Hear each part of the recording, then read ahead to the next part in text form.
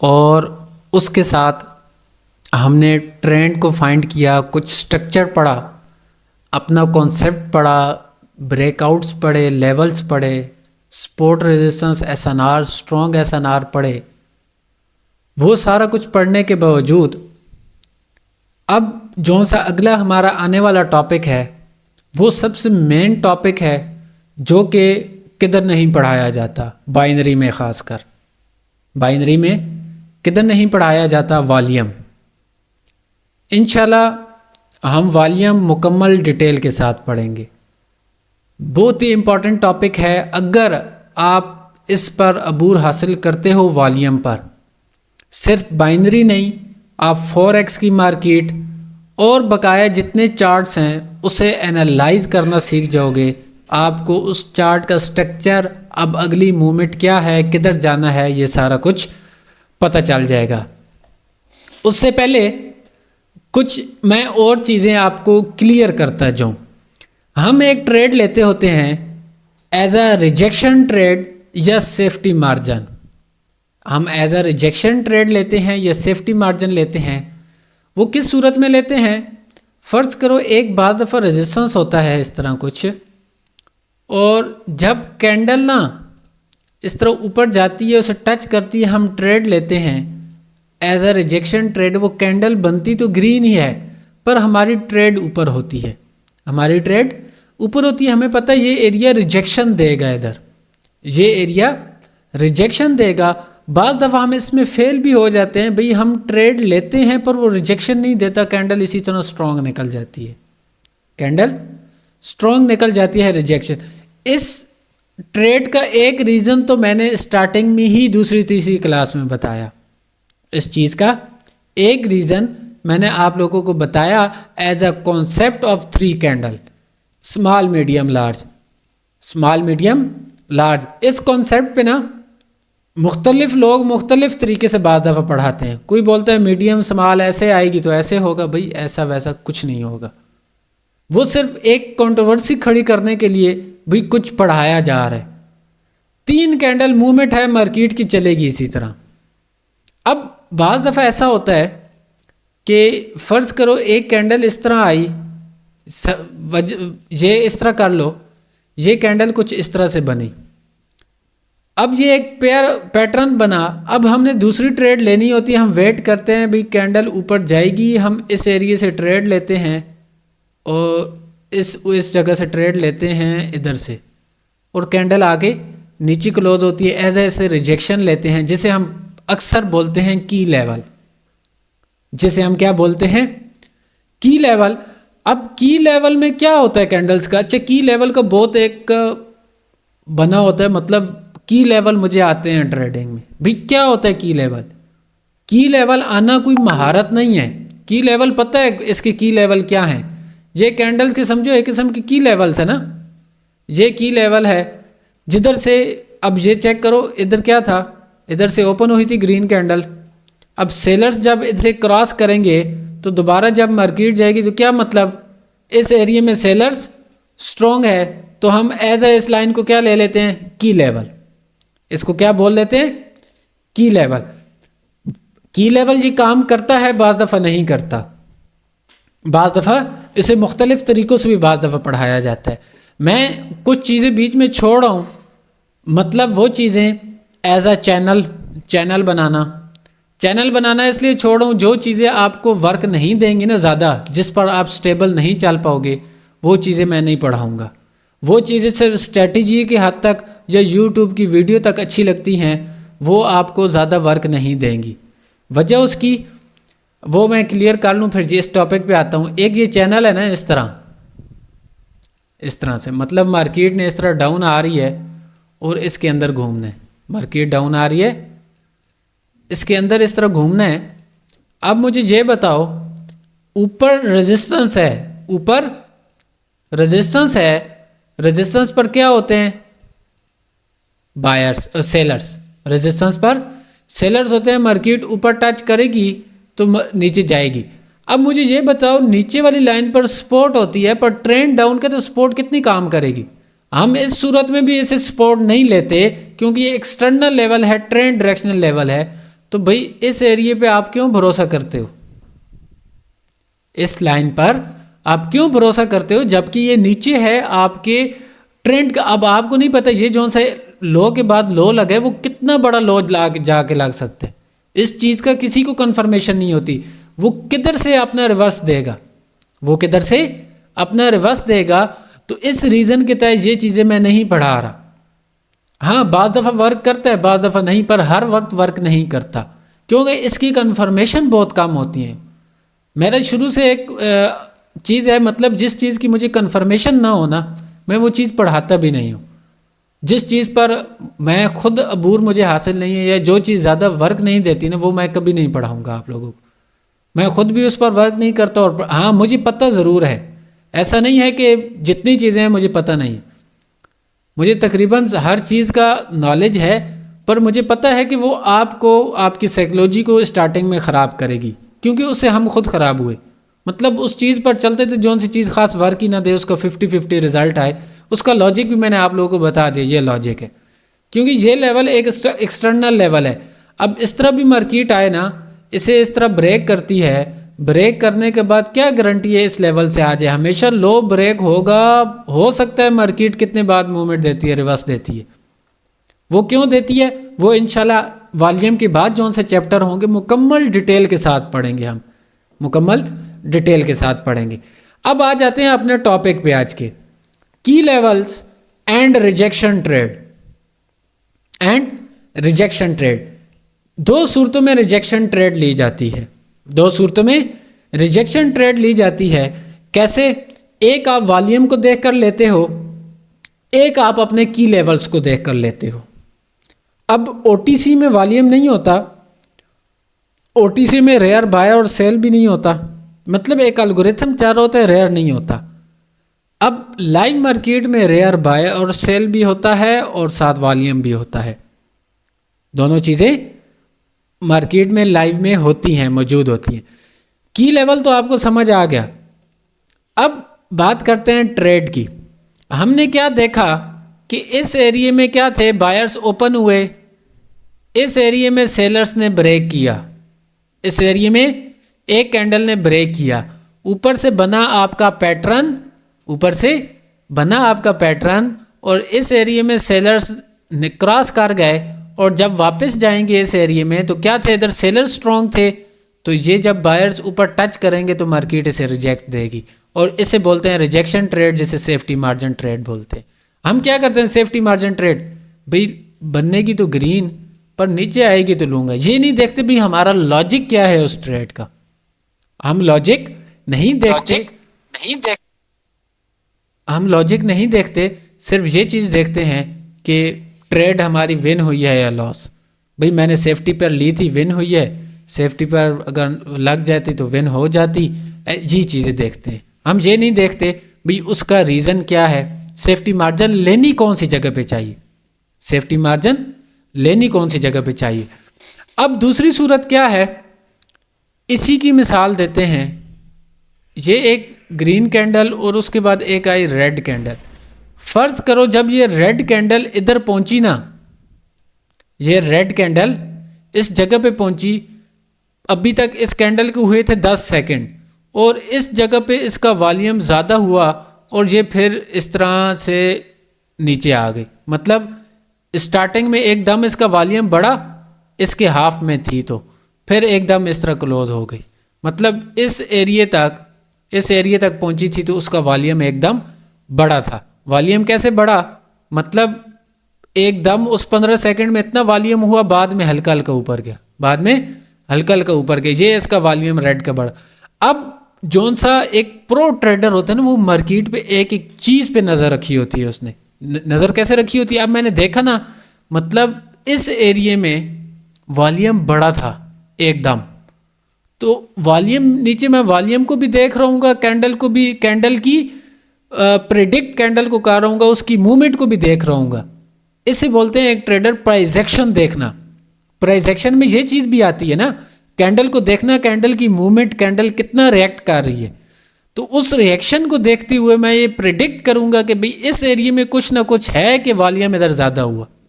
पहले 15 सेकंड में वॉल्यूम ज़्यादा हुआ अगर, तो भाई बाद में क्यों इतना ज़्यादा नहीं बढ़ा? 15 सेकंड के अंदर अंदर कुछ ना कुछ है, तो फिर मैं क्या करूँगा? अगर दूसरी कैंडल ना, अब एक तो पैटर्न बना कन्फर्मेशन, जब दूसरी कैंडल इधर आएगी ना, इस एरिया को टच करेगी, मैं एकदम से सेल करूँगा और वो इधर लास्ट में क्लोजिंग नीचे जाएगी। दूसरी चीज़ इसे बोलते हैं as a safety margin trade या रिजेक्शन ट्रेड, या तो रिजेक्शन ट्रेड। अब एक और रिजेक्शन ट्रेड होती है, वो लेवल्स पर होती है। लेवल्स पर कैसे होगी? अब इधर से अगर मार्केट पहले गिरी थी, इस एरिया से गिरी थी और इसका वॉल्यूम वैलिडेशन में था। वॉल्यूम का टॉपिक तो अगला नेक्स्ट वॉल्यूम का है, टेंशन नहीं लेनी। इधर से मार्केट गिरी थी, मैंने क्या देखा भाई, इस एरिया में मार्केट गिरी थी ना, तो अगर इसकी विक है इस तरह से और इस एरिया में वॉल्यूम बड़ा था, इस एरिया में वॉल्यूम बड़ा था, तो जब मार्केट दोबारा जाएगी ना ऊपर इस तरह से, तो जब वो टच करेगी ना इसको, तो मैं सेफ्टी मार्जिन के साथ ट्रेड ले लूँ। मतलब इस एरिया में ना वॉल्यूम एकदम ज़्यादा हुआ था, मतलब क्या था, सेलर्स की एंट्री थी, इधर अच्छी खासी सेलर्स की एंट्री थी। और इसके साथ हम क्या और कंफर्मेशन करेंगे? अब देखो सिर्फ रिजेक्शन नहीं होती, हमने हर जगह रिजेक्शन पढ़ते हैं लेवल्स के ऊपर, मतलब लेवल को टच करेगी। अब इसमें एक और क्या चीज़ देखूंगा, अपना 3 कैंडल का कॉन्सेप्ट। उसके बाद क्या देखूंगा, स्ट्रॉन्ग लेवल। उसके बाद बायर से पूछूंगा भी आप लोग इधर रुके हो तो क्या सही जगह पे रुके हो आप, या एज अ मजबूरी के तहत रुके हो, एज अ मजबूरी के तहत। अब सेलर्स एंटर हुए तो वो वॉल्यूम बता रहे कि sellers as a strong enter हुए, बायर भी स्ट्रॉन्ग थे, तो ट्रेंड का भी साथ देखूंगा। तो फिर इस जगह पे जाके मैं ट्रेड प्लेस करूंगा और ये कैंडल कुछ इस तरह रिजेक्शन के साथ क्लोज होगी। अब ये जो सी रिजेक्शन होती है ना, ये हैमर, ये आपका रेयर हैमर होगा। अगर आपका पीछे लेवल स्ट्रॉन्ग है तो ये हैमर आपको रिवर्स ड्रैग देगा ट्रेड। अब बाज़ दफ़ा हमारे क्या बनता है, हैमर बनता है, हम ट्रेड लेते हैं, पर एक और कैंडल इस जगह पे फुलफिल करने चली जाती है, एक और कैंडल इधर ऊपर चली जाती है। तो इस रीज़न के तहत कि आपने रिजेक्शन पे ट्रेड लेनी है, पर उसके साथ और चीज़ें नहीं बोलनी जो आप लोगों ने पढ़ा हुआ है। जितना कुछ आप लोगों ने पढ़ा हुआ है वो सारी चीज़ें नहीं भूलनी, क्योंकि वो सब चीज़ें पढ़ाने का मकसद ही यही था कि आप लोग जब ये चीज़ें आपको ये टॉपिक्स पढ़ाऊँ या अगला आने वाला जो टॉपिक पढ़ाऊँ उसमें किसी किस्म की रुकावट पेश ना आए, ताकि आप लोगों को वो पिछला सारा क्लियर हो। अब मुझे ये बताओ कि किसी बंदे का प्रीवियस क्लासेस के हवाले से, क्योंकि अगले जो से हम टॉपिक पढ़ने जा रहे हैं कल की क्लास में, वो बहुत ही इम्पॉर्टेंट टॉपिक्स हैं, बहुत ही इम्पॉर्टेंट टॉपिक्स है। बल्कि अभी स्टार्ट करता हूँ इस चीज़ के बाद, अभी स्टार्ट करता हूँ। अगर प्रीवियस किसी का कोई डाउट है तो आज आप लोगों ने क्या करना है, फैमिली ग्रुप में आप सब ने अपने अपने डाउट्स लिख कर या मुझे अलग-अलग स्क्रीनशॉट्स भेजनी है। मैं एक दिन ऐसा रखूँगा या ऐसा करेंगे, संडे को एज ए छुट्टी नहीं करेंगे, वो क्लास आपकी मुकम्मल जितने आपके डाउट्स वगैरह हैं उस पर होगी। आप सब ने उसके स्क्रीनशॉट्स सारा कुछ लेके रखने हैं, जब मैं कहूँगा आप लोगों ने भेजने हैं, क्योंकि मैं अब आप लोगों को ज़्यादा ये नहीं बार बार क्लास में पूछ सकता, ये ऐसे है, बहुत सारा टाइम ज़ाया होता है क्लास में, बहुत सारा ज़ाया होता है। और फिर आप लोगों के जवाब माशाल्लाह इतने अच्छे होते हैं, तो उस वजह से फिर पढ़ाने पे और ज़्यादा ध्यान हो जाता है, मतलब दिल ही नहीं करता। तो इस वजह से मैं अब जो टॉपिक पढ़ाऊँगा उस पर प्रैक्टिस आप लोगों ने करनी है, और जो उनसे डाउट्स होंगे वो ऐसा नहीं है मैं छोड़ दूंगा, डाउट्स मैं आपके सारे क्लियर करवाऊंगा, पर वो एक अलहदा सेपरेट क्लास में, अलहदा सेपरेट क्लास में, क्योंकि ये क्लासेस बहुत ज़्यादा लंबी हो जानी है और वीडियो डेली की घंटे घंटे की अपलोड करना बहुत मुश्किल है, और देखने वाले भी फिर बहुत तंग आ जाते हैं जो यूट्यूब से क्लासेस देख रहे हैं। इस वजह से टॉपिक बात होगी क्लासेस के अंदर, बकाया जो से डाउट्स वगैरह हैं उसकी एक अलहदा क्लास होगी। मैं कोशिश करूंगा वो क्लास भी यूट्यूब पर अपलोड करूंगा, जो सी भी डाउट्स को, उसमें अगर वो 2 घंटे की भी क्लास हुई तो कोई इशू की बात नहीं, ठीक है। पर आप लोगों का अब काम है, आप लोग कितने डाउट्स ढूंढ सकते हो। पर याद रखो, मैंने एक एक बंदे से अगर उसने गलत सवाल पूछा, जो उसने पढ़ा हुआ है उसके बगैर, मतलब उस चीज़ को मैंने क्लियर भी कराया हुआ, फिर भी वो रिपीट हुआ ना सवाल, उस बंदे की खैर नहीं। नई चीज़ पूछनी है, नई चीज़ पूछनी है। इतना जहन लगाओ कि आया ये चीज़ें हमने पहले पढ़ी हैं नहीं, जो पढ़ी हुई है अगर उसकी वीडियो भी पढ़ी हुई है तो फिर भी आप पूछ रहे हो, उस बंदे की खैर नहीं है। ठीक है, क्योंकि उस चीज़ की वीडियो भी जब पढ़ी है आप देखो, नहीं तो उसमें मेरी गलती नहीं होगी। ठीक है, ये पहले बता रहा हूँ, गलती की कोई गुंजाइश नहीं है। अच्छा, अब हम चलते हैं अपने बेस्ट टॉपिक वॉल्यूम। सर एक सवाल है। जी, अस्सलाम वालेकुम। वालेकुम अच्छा सलाम। सर, जो आपने की लेवल पढ़ाया है तो ये हमारा स्पोर्ट पे भी बिल्कुल इसको वर्क करेगा ऑपोजिट। हाँ बिल्कुल। Okay sir. अच्छा, फिर वही सवाल किए ना जिस पर अभी मैं बोल रहा था। नहीं नहीं सर, पूछना चाह रहा था एक बार। यार बाकी सब क्लियर है सर। देखिए, ये चीज़ें पूछने की अब नहीं उम्र आपकी रही, मतलब वक्त नहीं रहा। जी सर। जिधर रजिस्टर्स पे काम कर रहा है जहरी बात है, उधर स्पोर्ट पर भी काम करेगा। अच्छा, जी जी। अब चलते हैं वॉल्यूम पर। भाई वॉल्यूम होती क्या चीज़ है? वॉल्यूम होती क्या चीज़ है तो इंडिकेटर है, तो एक इंडिकेटर टाइप है। पर इसे हम यूज़ कैसे करते हैं और इसकी वजह से हमें हेल्प क्या होती है? इसकी वजह से हमें हेल्प क्या होती है? इससे हमें ये पता चलता है कि मार्केट की जो सा प्रेशर है कैंडल के अंदर वो आया दुरुस्त है या नहीं। वो आप कैंडल को जब प्रिडिक्ट कर रहे होंगे, आपको वॉल्यूम बताएगा कि ये अगर रेड कैंडल बनी है इस तरह की, तो आया इसके अंदर जो से सेलर्स मौजूद हैं वो रेयर हैं या फेक हैं, या मार्केट हमें ट्रैप कर रही है, या मार्केट वॉलेटाइल है, या मार्केट। अब देखो, एक कैंडल बनी उस चीज़ का हमें ऐसे नहीं पता चलता, पर जब हमारे साथ वॉल्यूम होगा तो हमारे candle stick double triple single psychology patterns और सपोर्ट रेजिस्टेंस, उसके साथ ट्रेंड स्ट्रक्चर रिजेक्शन की लेवल, जितना आ लेवल पीछे जितना पड़ा आपका वो वॉल्यूम के साथ क्लियर हो जाएगा, फिल्टर होगा वॉल्यूम के साथ। जिस चीज़ की अभी तक आपको अगर 80% एक्यूरेसी मिल रही थी ना, वॉल्यूम के बाद उस चीज़ की एक्यूरेसी अब 99% होने वाली, बशर्ते ये कि आप उस पर वर्क करोगे। तो आप उसे देखोगे जैसा मैं बताऊंगा, आप उसे मेरे से भी ज़्यादा हो सकता है नई चीज़ उसमें ढूंढ लो, मेरे से भी ज़्यादा आप लोगों ने मेहनत करनी है, मार्केट में दिन रात एक करना है। एक एक कैंडल हम थक जाते हैं मार्केट में जब बैठते हैं ना घंटा, तो बिल्कुल मार्केट से रज जाते हैं, बेजार हो जाते हैं, थक जाते हैं। पर याद रखो, एक बंदा ना जब किसी काम के लिए थकता है, जब वो कोई मजदूर है ना, वो जब तक थकता नहीं है ना उसे अच्छी मजदूरी नहीं मिलती, अच्छी मजदूरी नहीं मिलती, क्योंकि वो काम अगर थोड़ा करेगा तो थकेगा नहीं, काम ज़्यादा करेगा तो वो थकेगा।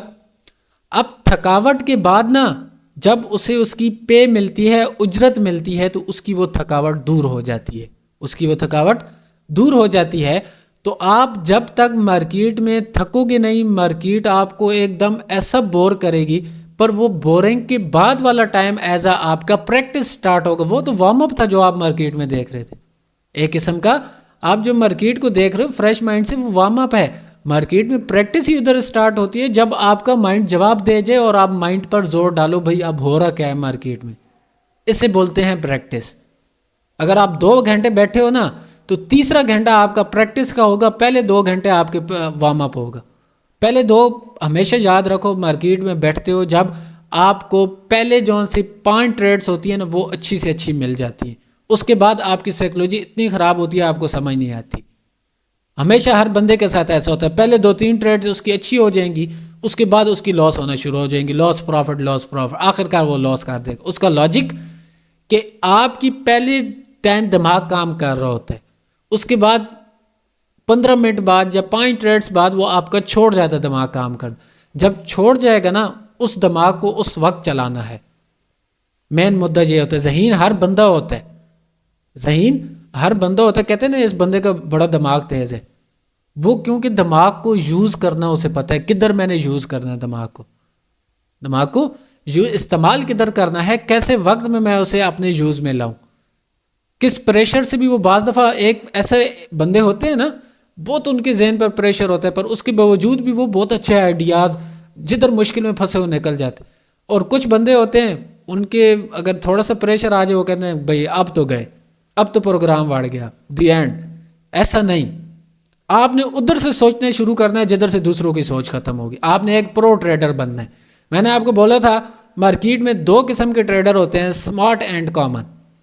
कॉमन वो होते हैं ना जो हम जैसे, अब जैसे आप न्यू हो, आप सोच रहे हो सारा कुछ जो पढ़ाया उसी पर सोचोगे। अब मैंने भी आपके साथ अगर पढ़ा हुआ है ना, तो अब आप और मेरी फाइट है ना, मुझे पता होगा ये बंदा वो सोच रहा है जो उन्होंने पढ़ा हुआ है, मैं थोड़ा सा उससे एडवांस सोचूंगा। मुझे पता है ये इस चीज़ को देख रहा होगा, मैं उसके ऑपोजिट जाऊंगा, तब मैं आपसे विन कर पाऊंगा।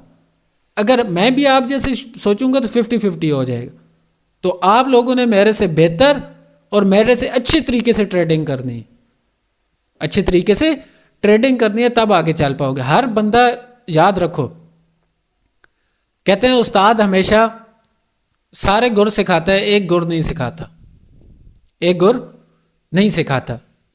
वो एक गुर ऐसा होता है ना, अगर वो आप खुद भी सीख जाओ ना, वो आप किसी को सिखा ही नहीं पाओगे किसी सूरत में, वो आप किसी को सिखा ही नहीं पाओगे। अब वो फिजिकल आपके अंदर फिट होता है, उस गुर की वजह से आप उस्ताद बन सकते हो, पर उस्ताद के उस्ताद नहीं बन सकते, क्योंकि जो उस्ताद में था वो आप में नहीं है, जो उस्ताद में था वो आप में नहीं है। आप उस्ताद के उस्ताद नहीं बन सकते, पर एक अच्छे उस्ताद बन सकते हैं, एक अच्छे उस्ताद बन सकते हैं। तो वो जितना मर्जी हो जाए ना, वो उस्ताद सिखा ही नहीं पाता, क्योंकि अब जो सी मेरी सोच है या मेरा सोचने का नज़रिया मैं फिट नहीं कर सकता आपके दिमाग में, आपके दिमाग में फिट नहीं कर सकता। तो इसलिए वो चीज़ कोशिश भी मैं करूं, बताता हूं, पर वो आप नहीं इस तरह सीख पाओगे। इस वजह से वो चीज़ आपने अपने अंदर खुद पैदा करनी है, ताकि आप दूसरों किसी को सिखा सको। सिखा तो फिर भी नहीं पाओगे, पर उससे एक अच्छे ट्रेडर बन जाओगे, एक अच्छी अपनी लाइफस्टाइल चेंज होगा। चले चलते हैं टॉपिक की तरफ, ज़्यादा फिर ओवर हो जाता है, आप लोगों का माइंड इतना वो हो जाता है, भाई ऐसा बोला तो ऐसा होगा। चलें, वॉल्यूम। वॉल्यूम का मार्केट में काम ये होता है कि आपको ये बताता है, इसकी डिफिनेशन तो है इंग्लिश में, पर लंबी चौड़ी है और इतनी अंग्रेज़ी बोलता नहीं हूँ। बाज़ दफ़ा कोई मेरे जैसे देसी लोग भी सुन रहे होते हैं, तो मैं उसे नहीं बताऊँगा। वॉल्यूम आपको मेजरमेंट करता है ऑफ क्वांटिटी इन ट्रेडिंग। आपकी जो सी क्वांटिटी होती है ट्रेडिंग में, याद रखो ट्रेडिंग जोन सी होती है वो लॉट्स की सूरत में। फॉरेक्स वाले जो बैठे हैं, किसी को पता होगा, लॉट्स में बाई या सेल होती है, बाई या सेल होती है। और एक लॉट में अच्छे खासे, मतलब I think 10 lakh units something होते हैं। एक लॉट में 1 लाख यूनिट्स होते हैं, सॉरी हाँ 1 लाख यूनिट्स होते हैं। प्रीवियस स्टूडेंट को पढ़ाया। अब यूनिट्स क्या होती है, एक मैं सिंपल मिसाल देता हूँ। आप लिक्विड लेते हो ना, पेप्सी की बोतल ले लो। अब पेप्सी की बोतल आपकी लीटर में होती है, आप उसे क्या बोलते हो, मुझे लीटर की बोतल दो। लीटर, आप उसकी पैमाइश जो सी करते हो वो एज आ लीटर में करते हो, मतलब उसका जो सी क्वांटिटी है वो नापते हो ना, वो 1 लीटर में। जिस तरह आप सॉलिड चीज़ है, कोई सख्त चीज़ है, आप उसे क्या बोलते हो, इतने किलो केजी, इतने किलोग्राम है, इतने किलोग्राम है या इतने केजी है। मतलब उस चीज़ का जो सा पैमाना है किसी सख्त चीज़ को नापने का, वो केजी है, वो केजी है, किलोग्राम जिसे बोला जाता है। इसी तरह जो सा वॉल्यूम का पैमाना है ना, वो है लॉट। वॉल्यूम का क्या पैमाना है, वो लॉट। जिस तरह आप, अब दूध है, दूध को हम तो वैसे किलो बोलते हैं ना, अब वो लीटर वाली बोतल में वो किलो भी आ जाता है, वो लीटर भी आ जाता है। वो किलो वाली बोतल, लीटर वाली बोतल में क्या बोलते हैं, दूध 1 किलो 2 किलो, इसी तरह होता है ना। हम हालांकि वो होता लीटर है, उसका पैमाना लीटर के हिसाब से होता है, उसका पैमाना लीटर के हिसाब से होता है। अब खुद सोचो, जिसमें लीटर वाली बोतल में दूध भी आ जाता है, पर उसमें वही बोतल भी आती है, उसमें वही बोतल भी आती है और दूध भी आता है, दोनों चीज़ें आती हैं। और बोतल होती है लीटर वाली, दूध ज़्यादा आ जाता है, बोतल कम आती है, बोतल कम आती है, ज़्यादा आती है, और दूध उसमें दूध ज़्यादा आता है, बोतल कम होती है। क्या है, दूध भारी होता है, हाँ दूध कम होता है और बोतल की उसकी मकदार ज़्यादा होती है। अब उससे लीटर में लेते हैं, दूध को किलो में लेते हैं, उसका एक लंबा लॉजिक है फिजिकल, वो छोड़ो, पर है पैमाइश लिक्विड की क्या है, लीटर। इसी तरह मिसाल के तौर पे जो सॉलिड चीज़ है आपके पास, उसकी पैमाइश हम करते हैं केजी, किलोग्राम। मतलब एक चीज़ है, फ़र्ज़ करो कोई आप चीनी ले रहे हो, वो एक सख्त चीज़ है, उसकी पैमाइश है किलो, मुझे इतने किलो चीनी चाहिए। अब हम वॉल्यूम को देख रहे हैं, तो वॉल्यूम के जो सा पैमाइश है, वॉल्यूम के हिसाब से इसे हम बोलते हैं लॉट। वॉल्यूम का क्या पैमाना है, लॉट। अब लॉट क्या होता है, लॉट में ना जिस तरह जो सा एक होता है लीटर, लीटर में कुछ सेंटीमीटर या वो डेसीमीटर से होते हैं ना, छोटे छोटे, आपने कभी देखे छोटी छोटी लाइंस लगी होती हैं। तो इसी तरह जो सा लॉट होता है, इसमें 1,00,000 यूनिट्स होती हैं। इसमें क्या होता है, 1,00,000 यूनिट्स होती हैं, 1,00,000 यूनिट्स। अब हर बंदा एक लॉट नहीं खरीद सकता, एक पूरी लॉट नहीं खरीद सकता। बाज़ दफ़ा आपने कैंडल के ऊपर देखा होगा वॉल्यूम में कि इस जगह पे बाज़ दफ़ा लिखा होता है 233। 233 का मतलब है 233 लॉट्स। अब आप लोग सोच रहे होंगे भाई इस एक कैंडल में 233 लॉट्स हैं, मतलब कि इसे ज़रब दे दो इसके साथ, इतने लॉट्स हैं। अब खुद सोचो, अगर एक कैंडल में इतने हैं तो अब सिर्फ 233 बंदे थोड़ी बाय इसे सेल करेंगे इस कैंडल को। इसका मतलब है कि कोई लोग जो से ये यूनिट्स इसमें होती हैं, वो यूनिट्स के हिसाब से लेते हैं। जिस तरह कोई 0.1 के हिसाब से लेगा, कोई 0.01 के हिसाब से लेगा, कोई 0.001 के हिसाब से लेगा। मतलब मुख्तलिफ यूनिट्स आप बाय करोगे, आप मुकम्मल लॉट नहीं बाय कर सकते। तो इन सारों का मजमुआ करके 233 एक कैंडल के अंदर लॉट्स बनती हैं जो बाय या सेल हुई हैं। इस तरह मार्केट आपकी चलती है और वर्क करती है। आपकी जितने ट्रेडर्स होते हैं वो इस तरह करते हैं। अब फॉरेक्स की मार्केट है जौन सी, तो उसमें तो पूरी दुनिया इन्वॉल्व होती है ना, एक ट्रेड करने वाली। तो ये वॉल्यूम जौन सा होता है, ये हमें इंडिकेट करता है कि आया इस कैंडल में जौन से सेलर्स हैं वो एज आ स्ट्रॉन्ग हैं या नहीं, या रियल हैं या फेक हैं, या रियल हैं या फेक हैं। एग्जॉशन कैंडल तो नहीं है किधर, हमें वॉल्यूम इंडिकेट करता है, हमें वॉल्यूम इंडिकेट करता है। उम्मीद करता हूँ वॉल्यूम की थोड़ा बहुत आपको समझ आ ही गया होगा। अब और आगे चीज़ों पे चलता हूँ। वॉल्यूम में दो चीज़ें होती हैं, वॉल्यूम में दो चीज़ें होती हैं। दो चीज़ों को बोला जाता है वैलिडेशन और एनामली। वॉल्यूम के अंदर दो चीज़ें हमने देखी नहीं होती, वैलिडेशन और एनामली। अब वैलिडेशन क्या होती है और एनामली, ये साथ साथ लिखते जाओ, जिसके पास ना लिखा हुआ उसकी खैर नहीं है। वैलिडेशन मीन्स कि आपकी कैंडल, फ़र्ज़ करो ये एक ग्रीन कैंडल है और दूसरी भी ग्रीन कैंडल है, और ये इनका नीचे वॉल्यूम है, और वॉल्यूम भी इन दोनों कैंडल के बराबर है। वैलिडेशन मीन्स कि ये एक साइन होता है कि आपकी मार्केट अब इधर से कंटिन्यू करेगी। Sign of continue means validation. अब आपने प्राइस एक्शन पढ़ा। एक और चीज़ हमने स्टार्टिंग में क्या पढ़ा, बड़ी की बाद छोटी कैंडल आए और इस तरह आए तो वो क्या है, कंटिन्यू की निशानी। वो क्या है? कंटिन्यू की निशानी। अब मैं इसी का अगर वॉल्यूम ड्रा करूं इस तरह से कुछ, तो ये अब रिवर्सल पैटर्न बन गया, ये अब कंटिन्यू नहीं करेगी। अब मुझे ये बताओ, अब प्राइस एक्शन बोल रही है कि कंटिन्यू, वॉल्यूम बोल रहा है कि रिवर्स? वॉल्यूम क्या बोल रहा है? रिवर्स। तो ये आपका काम नहीं करेगा पैटर्न, चाहे जितना स्ट्रांग हो। इसी तरह साइकोलॉजी पैटर्न्स भी है। वॉल्यूम बहुत मैटर करता है ट्रेडिंग के अंदर, लाइव मार्केट के अंदर वॉल्यूम आपका मैटर करता है। Predict of candle next buy या सेल, आपकी कैंडल, आने वाली कैंडल, आप उसे प्रेडिक्ट आसानी के साथ कर पाएंगे कि आने वाली कैंडल की आप मूवमेंट जोन सी है वो अप की है या डाउन की है। वो क्या आपको बताएगा? वॉल्यूम।